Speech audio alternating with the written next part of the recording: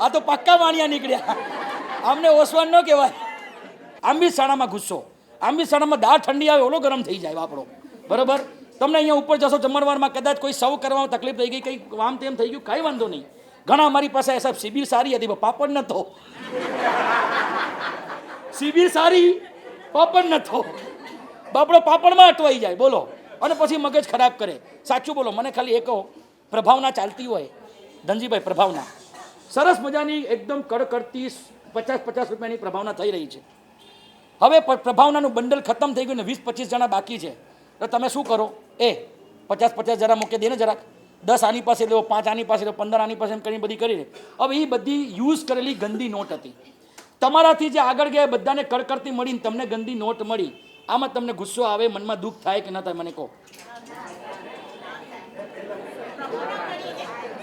શું કીધું? પ્રભાવના મળી.